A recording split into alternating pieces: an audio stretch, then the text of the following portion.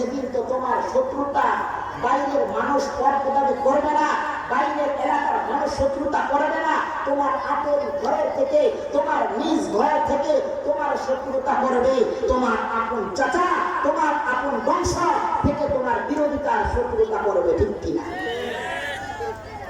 সেদিন কেউ করবে না, সেদিন তোমার নিজের আপন ঘর থেকে শত্রুতা শুরু হবে। রসুলের ঘর থেকে আপন চাচা আবু জাহেল শত্রুতা শুরু করে গেছে। রসুল চাচার দিকে তাকাই নাই। আল্লাহ আমাকে জিম্মা দিয়েছে কাফের মুশরিকদের দ্বারে দ্বারে দাওয়াত দেওয়ার জন্য, ঠিক কিনা? দাওয়াত পৌঁছাইছে। আল্লাহর নবীকে বাংলার নবী বলেছে, ধোকা নবী বলেছে, জাদুঘর বলেছে, পণ্ডিত বলেছে।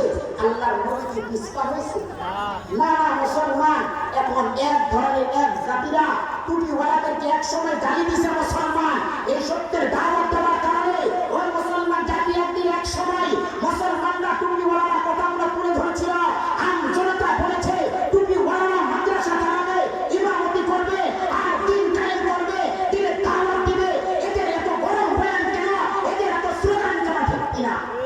ওই জাতি আজকে আমি বইলা যাই, টুপিওয়ালাদের এত ব্যথা ছিল না, টুপিওয়ালাদের এত রক্ত গরম ছিল না, টুপিওয়ালারা সত্য কথাগুলো তুলে ধরেছিল, টুপিওয়ালারা দোষারোপ হয়ে গেছিল, ঠিক কিনা? টুপিওয়ালার সন্তান তো কোনোদিন ম্যাজিস্ট্রেট হতে যাবে না, টুপিওয়ালার সন্তান কোনোদিন তো মাস্টার হতে যাবে না, টুপিওয়ালার সন্তান কোনোদিন তো এমপি হতে যাবে না, টুপিওয়ালার সন্তান কোনোদিন চেয়ারম্যান হতে যাবে না, টুপিওয়ালার সন্তান কোনোদিন মেম্বারে যাবে না, টুপিওয়ালার সন্তান কোনোদিন মাস্টার হবে না। আরে টুপিওয়ালার সন্তান তো টুপিওয়ালাই হবে, ঠিক কিনা? কোরআনওয়ালার সন্তান তো কোরআনওয়ালাই হবে, দিনওয়ালার সন্তান তো দিনওয়ালাই হবে। সেদিন কথাগুলো তুলে ধরেছিলাম, এক সাথে আঙ্গুল দেখা বলেছিল এই টুপিওয়ালাই বিরোধিতা করবে, ঠিক কিনা?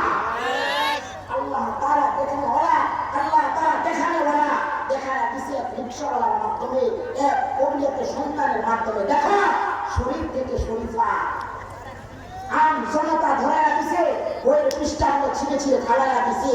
টুপিওয়ালার কথাগুলো যাচাই করে দেখছে, এই টুপিওয়ালার কথাগুলো তুলেছিল। আজকে তো সত্যই ইসলামকে বাংলার করে হারাইছে, এখানে জাদুঘর করে হারাইছে।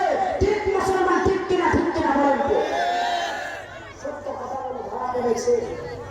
সেদিন টুপিওয়ালারা কথাটা এমনি বলে নাই, আরে তারা তো যাচাই করে বলেছে, তারা তো টেস্ট করে বলেছে, কারণ তারা তো এই কোরআনের তাফসীর পড়তে পড়তে দেখেছে যে দেশ কতটুকু যাতে হবে, দেশ কতটুকু যাবে, নবীর ভাষণগুলোকে সত্য হবে না মিথ্যা হবে, তারা পড়েছে হাদিস।